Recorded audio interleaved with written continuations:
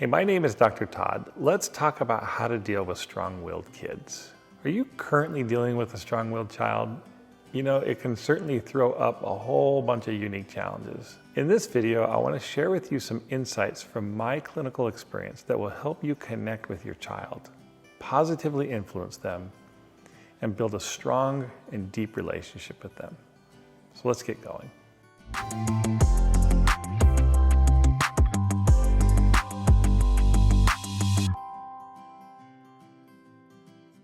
There is nothing I love more than my strong-willed child, and I have had a couple. If you have a strong-willed child, believe me when I say that I know what you're going through. We kind of have a running joke with my daughter right now, who was our strongest-willed child. She used to quote her favorite movie, The Little Mermaid, and she told us one time, "I'm 16 years old and I can make my own decisions." And she was 4 when she said that, and that was basically the theme of her life. Now that my daughter's an adult, she's become this just awesome, wonderful, smart, capable young woman. I have loved watching her grow up. But she had her challenges along the way, let me tell you, and she'll admit it. She always insisted on learning the hard way. To this day, she probably still has to learn the hard way. And she acknowledges it. Dealing with a strong-willed child means you have to be both firm and flexible. And you also have to be creative. More than anything else, you have to be able to walk this little tightrope of being a credible parent and also being a connected parent. This concept of being credible and connected is so important that I've created an entire course that I call Connection and Credibility. But for this video, let me just explain what I mean by these two concepts. So with credibility, when you hear a crazy news story or a rumor at work, or you wonder, is this true? Is this from a credible source? Can I trust this? That's what credibility is. Can your kid trust you? Do they believe you for real? Do you mean what you say? Or will you give in if they push you around a little bit? Let me illustrate what credibility is by telling you a story. It's a true story of what credibility isn't. And this occurred many years ago. I was a brand new psychologist and just maybe a year or 2 into my career. And I was at the time working with kids and teenagers and their parents. And so I was in the evening, I walked into a Super Target. If any of you know what a Super Target is, it's just a massive store that has everything you would ever need in it. And as I walk into this Super Target, I'm kind of in my own little world, and I hear this really loud commotion going on in front of me. And it's kind of up here off to the left. And so I look over, and there's this young boy, he's probably 7 or 8 years old. And he had just grabbed something from his dad and started running away from his dad in this long aisle down Super Target. And so I hear his father yell at him, "Ben, get back here right now." And I mean, he was yelling loudly. It got everybody's attention. And he's standing in the middle of the aisle, watching Ben, his son, get smaller and smaller as he's running in the opposite direction. And this is where it got interesting. Dad then said, "Ben, don't make me count. Don't make me count." And Ben was showing no signs of slowing down. And so Dad started counting. Just a little side note, in my house, my mom counted. And when my mom counted, you were okay at 1, but if you got to 2, you were starting to get worried. And if you got to 3, it was time to run or do what she said. I mean, it was no joke with my mom. But with this dad, when he got to 1, Ben was kind of cruising along pretty comfortably. When he got to 2, Ben sped up a little bit. When he got to 3, Ben was sprinting. This is when it really got entertaining to me. Like, I just found this so interesting, and I am not lying. I watched this dad count to 17 before Ben reached the end of the aisle, turned the corner, and he was gone. Wow, 17 is an interesting number. That's a lot of counting. I don't think he and my mom meant the same thing when they started counting. I don't think Ben had any fear of his dad when his dad started counting.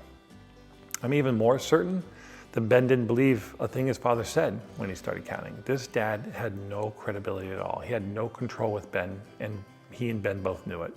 Ben was definitely the one in charge. I'll tell you one thing for sure. Ben had learned that his parents, or at least his dad, they were not credible. His dad was not credible. He could get away with blowing him off because nothing bad would happen if he blew him off. So very simply, credibility is a set of expectations or behaviors and structures that you set in place that benefit your children and your family. All of these things that you set in place create an environment of safety and well-being for your kids, and it allows them to thrive and trust you. It allows them to be able to rely on you. Let me give you another example. But before I give you that example, I just want to thank you for watching this video. Are you ever struggling to communicate with your child or to discipline them effectively? You know, none of us are handed a manual when our kids are born that tells us what to do and what we shouldn't do. So we're just winging it, and we have to learn by trial and error. Well, this channel is all about using my system of correcting and connecting to build a strong, influential relationship with your child. If that's the kind of thing you want to know more about, like this video, subscribe to my channel, and share it with any friends you think it would benefit. Now, let's get back to this other example. There is no one listening to this today that would let their kids run around the car and climb over the seats while you're driving. We all know that's not safe, that's not legal. You require your kids to be in a seatbelt or in a car seat in order to drive away. Lots of kids hate car seats, but when all said and done, you begin driving, they're in their car seats. Now, this usually isn't something that you have to hash out or argue with them, or that you occasionally give in on because you're tired, right? This is a boundary that most of us set. It's a rule that is established, and kids just know that's part of driving. When we go somewhere, you're in a car seat. That's what credibility looks like in this situation. Kids know what to expect, and it's just part of the culture. It's just part of the way that you do things. Credibility means having boundaries and structure, and that's what we're going to talk about today. Again, I go into a lot greater detail in my course on connection and credibility and what you can do to develop this in your own parenting, but this is what it basically means to be credible. Aside from being a believable parent who means what they say, when you have a strong-willed child, it's also critical that you stay very emotionally connected with that child. And we had to do that with our daughter. You have to find creative ways of staying connected. And this often means that you have to meet them where they are.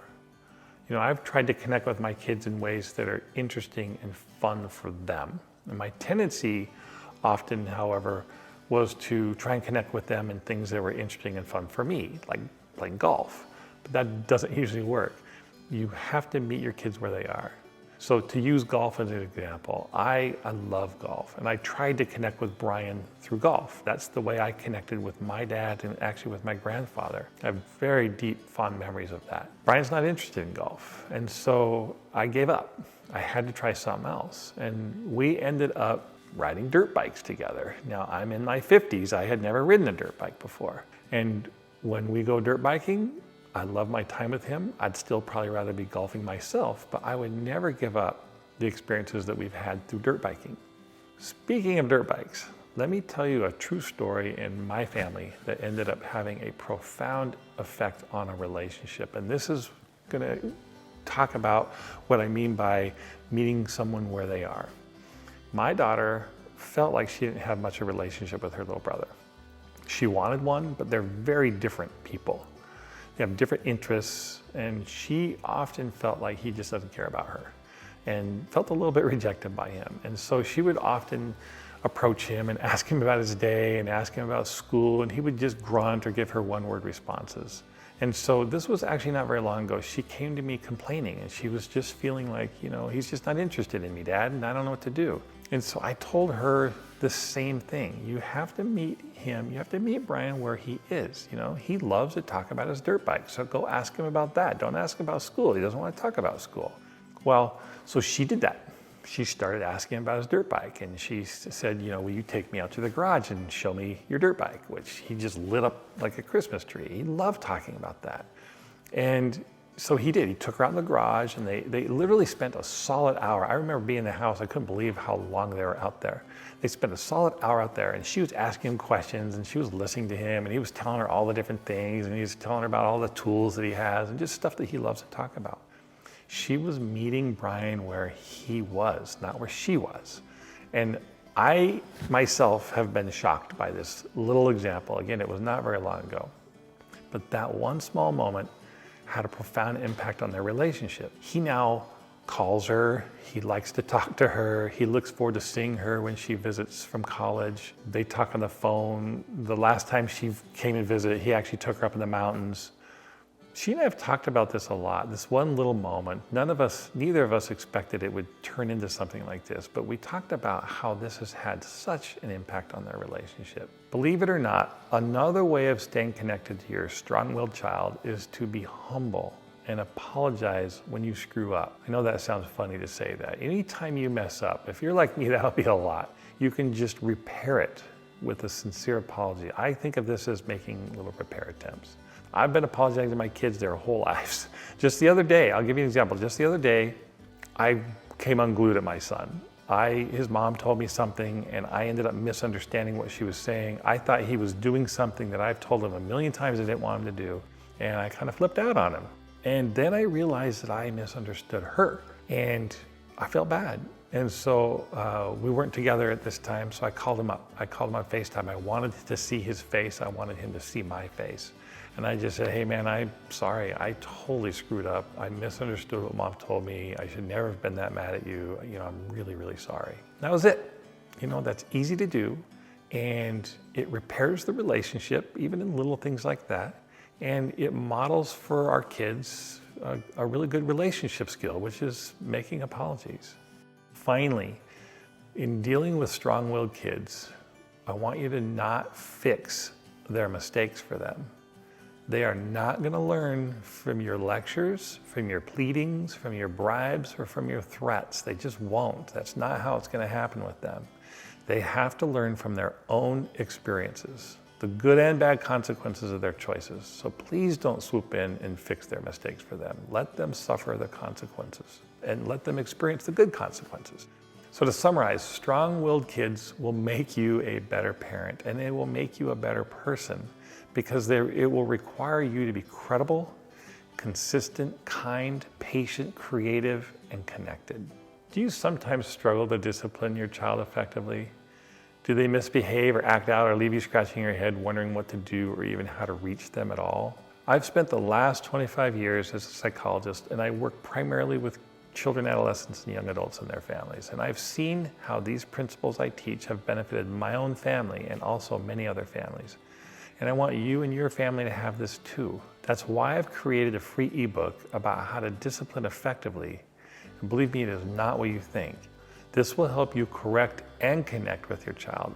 It contains information from my 25 years as a psychologist, and it's designed to give you an understanding of effective parenting tools and practical steps that you can start taking today. So just go to drtoddtalks.com or click the link in the video description below. Fill in your details and I'll send it right over.